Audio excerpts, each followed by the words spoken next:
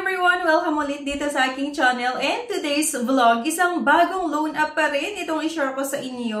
And ayon nga daw sa loan app na ito, instant online application nga daw at super fast loan app. At syempre, pwede daw tayong makahiram hanggang 40,000 pesos. May 180 days na loan terms or halos nasa 6 months at 0.5% lang yung interest. Kaya sa video na ito mga beshies, bubusisiin na naman natin itong pautangan na ito para diba kung sakali na ma-encounter nyo, at least alam nyo kung ano nga ba ito magpautang, ano nga ba yung interest at yung mga processing fee.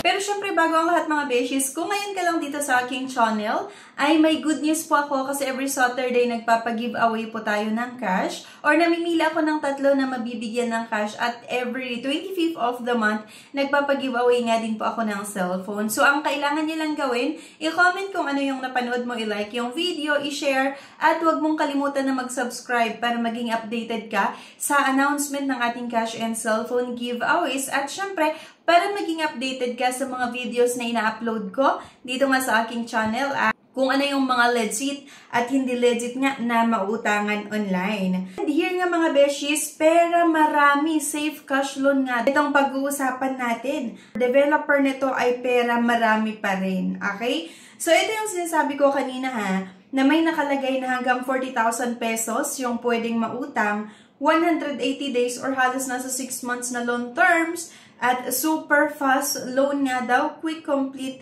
your application daw, and mabilis nga daw yung pag-process nga nilo. Loan approval within 3 minutes lang ay possible na maprubahan daw ang ating loan application. So para nga makautang dito, open nga lang natin yung app. 50,000 pesos nga. So akalain mo, di ba yung nandun sa app nila or nakita natin sa app nila ay hanggang 40,000 pesos lang yung pwedeng mahiram. Pero ngayon naman, naging 50,000 pesos at para nga daw tayo ay makautang, syempre, ilalagay lang ulit natin yung ating valid mobile number at click nga lang natin yung get code. Meron tayong matatanggap na one-time password na input nga lang ulit natin dito sa app ng Pera Marami. So, may nakalagay dyan sa baba na sign up or sign in. Syempre, sign up kung bago nga lang kayo dito sa app na ito. So, ayan, para nga tayo ay makautang, mag-upload tayo ng isang valid ID at ito yung mga ID na tinatanggap. Yung driver's license, PRC, SSS, passport, postal, at yung UMID ID. Meron pa nga itong other option na kung sakali itong primary ID na hinahanap nga ng loan app na ito ay pwede nyo rin i-consider or meron daw ibang option like yung TIN, Voter's ID, National ID, Pag-ibig, at yung health card. Okay? So, mamimili ka nga lang dito kung ano yung available na ID na meron sa'yo. So, upload nga lang natin yung valid ID kung ano nga yung meron ka. So, meron din itong facial recognition mga beshes ko. And then, next nga lang natin ito mga beshes at personal information. Ito yung mga kailangan yung sagutan like education, yung marital status, number of credit cards, email address, yung gender, at yung residential address. Ayun na nga mga beshies, sample lang itong nakikita nyo dito. Yung loan purpose, para saan daw yung utangin natin mga beshies, saan natin gagamitin, and contact information. So, ilagay lang natin yung relationship, yung contact name, at contact number.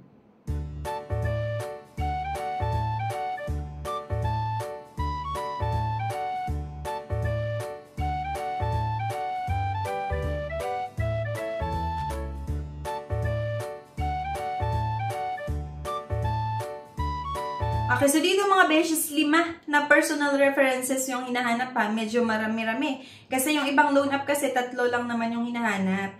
Pero dito kasi 5. And dito na tayo sa last part na kung saan kailangan nating maglagay ng e-wallets or bank account kung saan natin gustong matanggap nga yung loan proceeds. So, GCash na naman yung pinili ko dito mga beshes. Syempre, yung complete name mo na naman at e-wallet account number. Ayan, and diba akalain mo from 40,000 yung nakalagay sa app nila, then nung inopen natin naging 50,000 pesos yung pwede kong mahiram. At dito pala sa last part ng aking application, 3,000 pesos lang yung pwede kong mautang. At nakakaloka pa mga beshes kasi doon sa 3,000 pesos, meron itong 1,140 agad-agad na service fee. Kaya ang matatanggap ko nga lang daw ay 1,860 pesos. At meron pa itong late fee rate na 5% per day. Kung halimbawa nag-post due yung account mo and hindi ka nga nakapagbayad, meron itong 5% na late payment fee. Diba? So nakakaloka mga beshies. And kung mapapansin nyo dito, may nakalagay na ang first payment ko ay sa 9 or September 20, 2024 na kung saan magbabayad ako ng 2,970 at nakakaloka kasi nag-iwan pa ito ng 30 pesos na babayaran ko daw sa January 13, 2025, diba? So, September, October, November, December, January. Ginawang 4 months pero kalokohan lang yun mga beshies kasi 7 days lang po talaga. 6 to 7 days lang. Kasi kung mapapansin nyo nga dito, meron nakalagay na 2 repayment pero doon sa first payment natin which is September 20 kasi nga ngayon ay September 14 or nag-apply ako ng September 14. Ayan. And ang first payment na binigay sa akin ay September 20. So, 14, 15, 16, 17, 18, 19, 20. Diba? 6 days lang. Kailangan agad magbayad doon daw sa inutang. Which is yung 2,970. At nag-iwan nga ng 30 pesos na babayaran ko sa January 2025. So, kalokohan lang yun mga beshies. Parang nilagay lang nila talaga yung 30 pesos sa January 2025 para masabi na mahaba yung loan terms. Pero kung mapapansin nyo nga, ay doon pa lang sa first payment natin ay bayad na nga talaga tayo. So, isang loan app na naman mga beshies na hindi ko nire-recommend sa inyo kasi nga napakataas yung service fee niya. Akalain mo 3,000 tapos nasa 1,900 lang. Mahigit yung matatanggap natin na pera dahil nga halos mahigit 1,000 plus nga yung service fee. Kaya hindi ko nire-recommend ito mga beshies sa inyo ha. Pero syempre, kagaya nung palagi kong sinasabi na option nyo din talaga kung kahit ganon yung reviews natin talagang itutuloy nyo pa rin na umutang dito. Okay? So, hindi siya maganda utangan. Hindi ko nire-recommend sa inyo.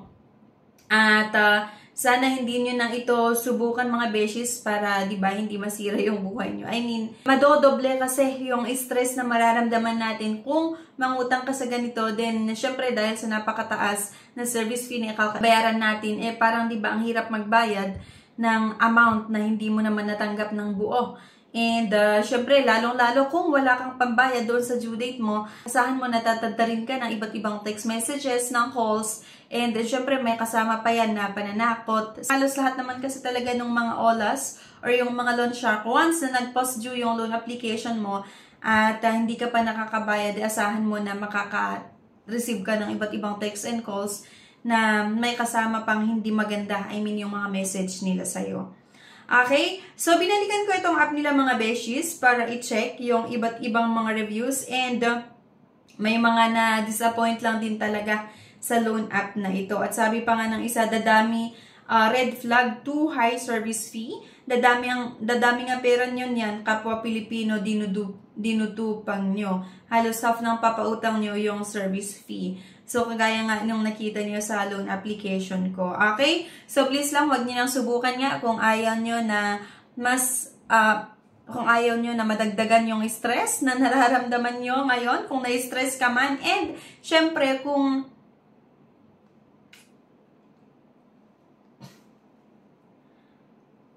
kasi nga, ang loan app na ito ay hindi nakakatulong sa atin. Instead, mas lalo pa tayong nilulubog sa utang. Okay? So, yan lang mga beshies. Anyway, thank you for watching. Please don't forget to click the subscribe button. Sana i-like nyo din po yung video. At huwag nyong kalimutan na i-share. Thank you guys at see you on my next vlog. Bye-bye! Subscribe na para makasali sa pa-GCash at cellphone giveaways na mai-announce every 25th of the month. Mechanics! 1. Find the 3 words in this video. 2. I-comment ang 3 words in order. 3. Like this video, subscribe, comment, and share. If declined sa bank and other loan apps, pwede niyong subukan yung ibang options. See the links sa description at sa comment section below. Click the link and apply. Disclaimer: try or apply at your own risk.